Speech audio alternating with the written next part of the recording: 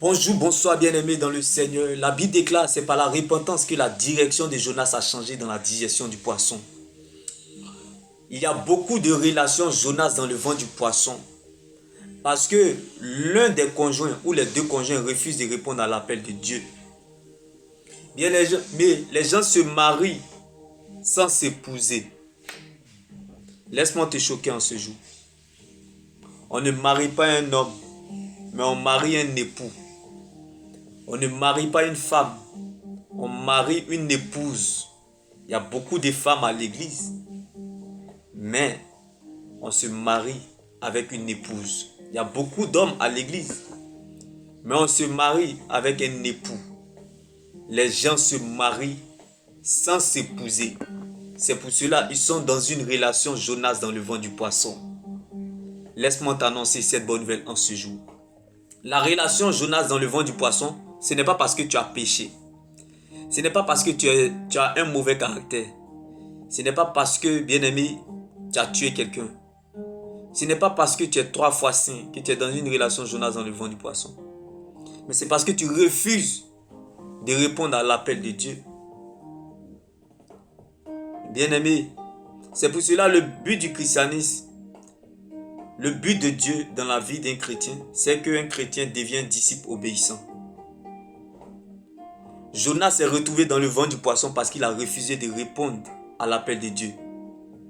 Jonas était un disciple désobéissant. Le but de Dieu, qu'un chrétien devienne disciple obéissant. Bien-aimé, Dieu te fixera un rendez-vous dans une relation Jonas dans le ventre du poisson afin de te conduire à lui, afin d'arriver là où Dieu lui-même t'attend. Car la Bible pouvait nous le dire, tout ce qui t'arrive t'emmène quelque part qui est mieux que là où tu as quitté hier. Dans tout ce que tu souffres, c'est pour qu'en toi, tous puissent voir ce que Dieu est capable de faire, comme Jonas dans le ventre du poisson. Alors sache que, bien-aimé, là où vous n'êtes pas pressé, là où vous êtes persécuté, là où on vous oppresse, là où on vous critique, là où on vous jase, là où on vous jalouse, c'est le meilleur endroit pour vous de vivre afin de prendre des forces et de devenir plus fort. Car c'est dans ces épreuves que vous vous construisez. Car il y a 3 types de mariages. Ayez le discernement. Il y a le mariage conditionnel qui commence bien, qui finit mal. Il y a le mariage parfait qui commence très mal, ça finit très bien. Le mariage permissif qui commence mal, qui finit bien. Donc bien aimé, la Bible pouvait nous le dire. Lorsque Dieu te montre une vision, c'est parce qu'il t'a donné une provision. La Bible pouvait nous le dire. La provision d'un enfant de Dieu, c'est la parole de Dieu. Comme au verset 11, la Bible pouvait nous le dire. Alors le Seigneur donne cet ordre au poisson, rejette Jonas la terre, et aussitôt le poisson obéit. La parole de Dieu, c'est la seule terre solide sur laquelle nous pouvons nous tenir. Bien-aimé, le problème n'est pas loin. Le problème est près de toi. Le problème n'est pas le problème. Le problème n'est pas ce qui t'arrive dans cette relation. Mais le problème est ce que Dieu a dit à ton sujet. Dieu avait donné de l'ordre à Jonas. Et il a refusé. C'est pour cela, Dieu l'a fixé un rendez-vous dans le ventre du poisson.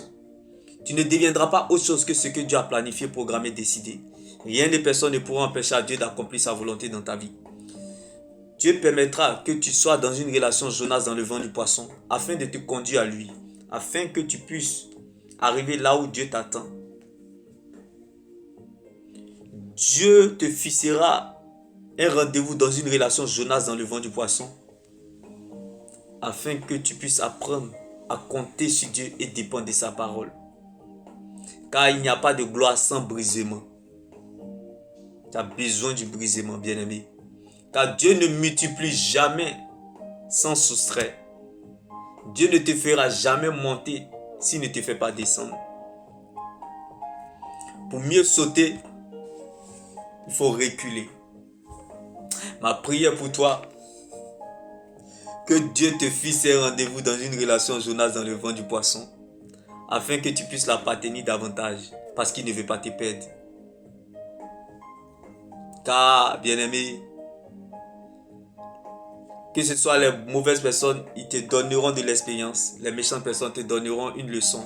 Dans tous les cas, tu n'es jamais perdant.